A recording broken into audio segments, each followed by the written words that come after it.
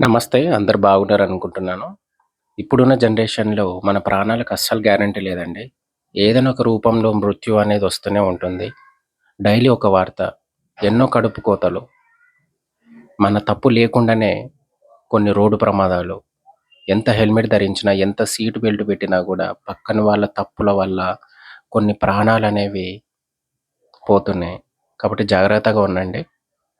మీకైతే ఇప్పుడొక వీడియో అనేది ప్లే చేశాను. ఒకసారి చూడండి. ఇప్పుడు మంచిగా నార్మల్గా మాట్లాడు. అదే చెప్పిండే అట్లా చెప్పేసరికి సో, వీడియో చూశారు గదా! ఇందులో ఆ స్కూటీ మీదొచ్చే అబ్బాయిది గూడా తప్పు లేదు. ఇటు కార్‌లో వచ్చే ఈ వ్యక్తిది గూడా తప్పు లేదు. కానీ యాక్సిడెంట్ అయింది. ఒక చిన్న తప్పిదం వల్ల. తను నార్మల్ స్పీడ్‌లోనే వస్తున్నాడు. కారు గూడా నార్మల్ స్పీడ్‌లోనే వస్తుంది. కానీ మధ్యలో ఆ బండనేది స్కిడ్ అవ్వడం వల్ల ఆ హెడ్ అనేది డైరెక్ట్‌గా కారు ముందొచ్చి పడిందనమాట. ఆ కారు గూడా ఆ టైంలో కంట్రోల్ జేయడానికి స్పేస్ లేదక్కడ. మొత్తానికైతే ఆ తలపై నుంచి పోనిచ్చింది కారు. ఆహ్, హాస్పిటల్‌కి అడ్మిట్ చేసేలోపు పాపం ఆన్ స్పాట్‌లో చనిపోయాడు మనిషి. అతని పేరు రాకేష్. నాకు దగ్గర మనిషి, అంటే మా ఫ్రెండ్ వాళ్ళ రిలేటివ్. సో, మీకందరికి తెలియాలి అవేర్‌నెస్ కోసమని చెప్తున్నానిది. అతనిది సిద్దిపేట జిల్లా పక్కన ఒక గ్రామ పంచాయతీ ఏరియా.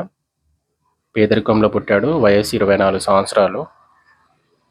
కష్టపడి చదువుకొని హైదరాబాద్ వలసొచ్చి ఒక చిన్న తనకు తోచిన జాబ్ అనేది చేసుకుంటున్నాడు మేనేజర్‌గా.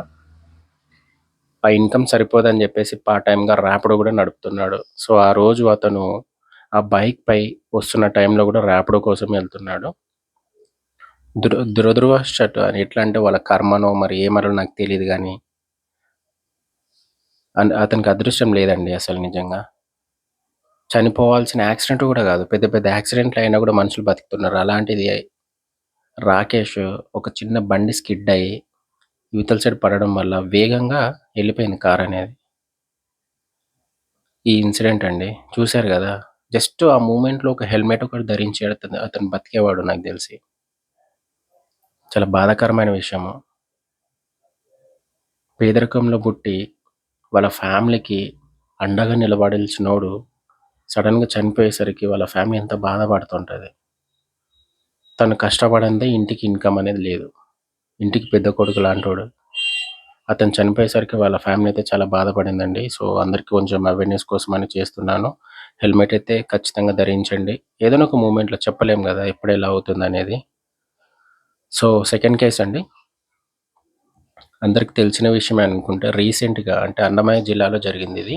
ఒక ఫ్యామిలీలో తన బైక్ అనేది ఏదో ప్రాబ్లమ్ ఉందని జెప్పేసి సర్వీసింగ్‌కిచ్చాడు. అక్కడున్న మెకానికు రాత్రంతా ఆ బైక్ అనేది ఇంజిన్ ఆన్‌లోనే ఉండాలని చెప్పేసరికి అతనేం జేశారంటే బండి ఇంజిన్ మొత్తం ఆన్ జేసి ఇంట్లో పెట్టేసాడు. తనకు ముగ్గురు కూతుర్లనుకుంటా. ముగ్గురు పిల్లలు సారీ. వాళ్ళ డ్యాడీ గూడా ఉన్నారు. ఇంకా తను అండ్ వాళ్ళ వైఫ్ వచ్చేసి పైన పడుకున్నారు సెపరేట్‌గా. ఆ బండి ఇంజిన్ స్టార్ట్ జేసి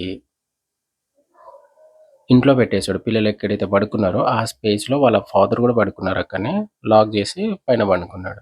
పొద్దున్న లేచి చూసేసరికి ఆ నలుగురు చనిపోయారు. ఎందుకంటే ఆ ఇంజిన్ నుంచి వచ్చిన స్మోక్ అనేది వీళ్ళకి ఊపిరాడక రాత్రికి రాత్రే చనిపోయారు. ఇందులో ఎవరిది తప్పు ఏంటనేది నాకసలు దేవునికే తెలియాలి గానీ, ఎవరిని ఏమనడానికి రాదు.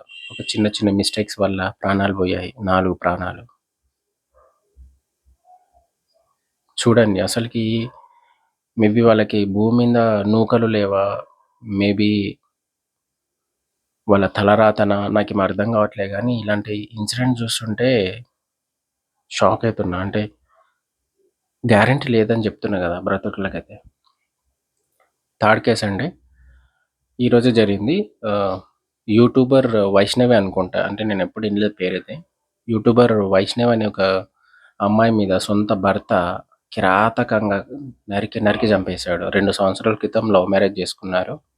వాళ్ళిద్దరి మధ్యలో ఏదో విభేదాలు జరిగి నిన్న నైట్ ఏదో ఇన్సిడెంట్ అయినట్టుంది వాళ్ళిద్దరి మధ్యలో వాగ్వాదం జరిగేసరికి పొద్దున్నే నరికి నరికి చంపేశాడు కత్తితోని. మొత్తానికైతే పోలీస్ కస్టడీలో అతనే సరెండర్ అయ్యాడంట. ఎంత ధైర్యమో నాకర్థం గాదు. వైఫ్‌ని చంపేసి జైలుకెళ్తారు. వైఫ్ జీవితం నాశనము, తన జీవితం నాశనము. వాళ్ళ ఫ్యామిలీ మెంబర్స్ తలెత్తుకోలేని పరిస్థితి. ఈ ఇన్సిడెంట్ ఒకటి. ఇంకొకటి మహబూబ్‌నగర్ జిల్లా భూత్పూర్‌లో జరిగిందండి ఇంకొకటి.